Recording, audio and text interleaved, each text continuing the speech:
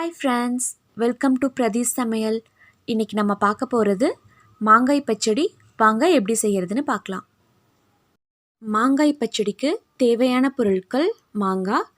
நான் medium size மாங்காய் எடுத்திருக்கேன். இந்த மாங்காய்க்கு 1/4 கப் அளவுக்கு துருவிய வெல்லம், கொஞ்சமாக கருவேப்பிலை, 1/2 டீஸ்பூன் அளவுக்கு கடுகு உளுந்தம்பருப்பு, ஒரு வரமிளகாய், நீங்கள் வரமிளகாய்க்கு பதிலாக பச்சை மிளகாயும் சேர்த்துக்கலாம், கொஞ்சமாக பெருங்காயத்தூள், 1/2 டீஸ்பூன் அளவுக்கு மிளகாய்த்தூள், 1/4 டீஸ்பூன் மஞ்சள் தூள், உப்பு உங்கள் தேவைக்கேற்ப.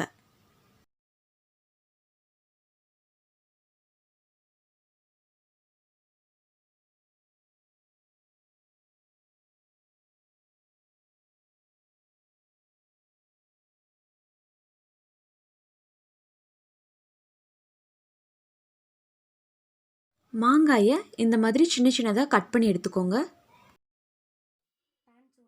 பேன் சூடானதும் அதில் 3 ஸ்பூன் அளவுக்கு எண்ணெய் சேர்த்துக்கோங்க.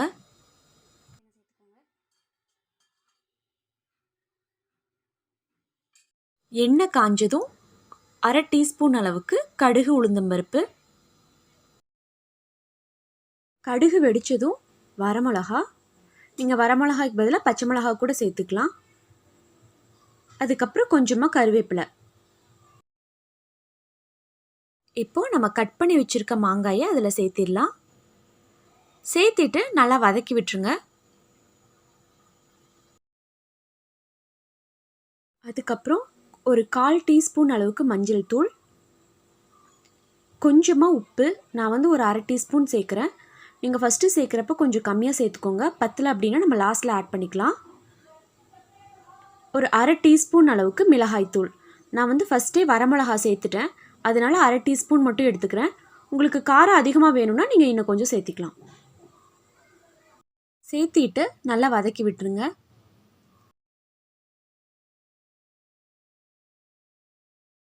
இப்போ இது கூட கொஞ்சமாக தண்ணி சேர்த்துக்கலாம். மாங்காய் வேகிறதுக்காக ஒரு 1/2 டம்ளர் அளவுக்கு தண்ணி சேர்த்திங்கன்னா கரெக்டாக இருக்கும். சேர்த்துட்டு ஒரு மூடி போட்டு மூடி வச்சிடலாம். அடுப்பு மீடியம் ஃப்ளேம்லேயே இருக்கட்டும்.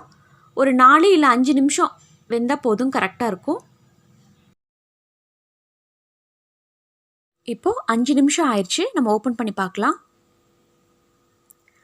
மாங்காய் ஓரளவுக்கு நல்லா வெந்துருச்சு. ரொம்ப குழஞ்சிடக்கூடாது. அப்படி ஆயிடுச்சு அப்படின்னா கிரேவி மாதிரி ஆயிரும். ஓரளவுக்கு 3/4 பதம் வெந்துச்சு அப்படின்னா தான் உங்களுக்கு மாங்காய் கரையாமல் முழுசு முழுசாக இருக்கும். அப்போ தான் சாப்பிட்றதுக்கும் நல்லாயிருக்கும். நீங்கள் ஒரு மாங்காய் எடுத்து இந்த மாதிரி ஸ்பூன்லேயோ இல்லை கையிலையோ ப்ரெஸ் பண்ணிங்க அப்படின்னா இந்த மாதிரி நல்லா சாஃப்டாக இருக்கணும் உள்ள. அதான் கரெக்டான பதம். இப்போ கொஞ்சமாக ஒரு 1/4 டீஸ்பூன் அளவுக்கு பெருங்காயத்தூள் சேர்த்துக்கலாம். சேர்த்துட்டு நல்லா மிக்ஸ் பண்ணி விட்டுருங்க.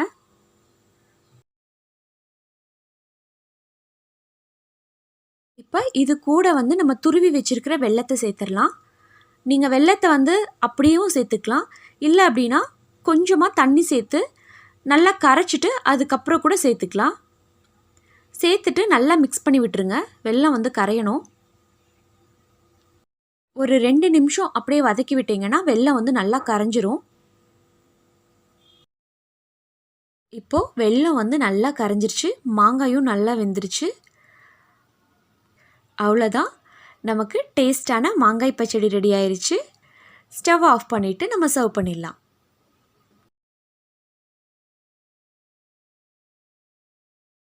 ரொம்ப ரொம்ப டேஸ்டான மாங்காய் பச்சடி ரெடி ஆயிடுச்சு.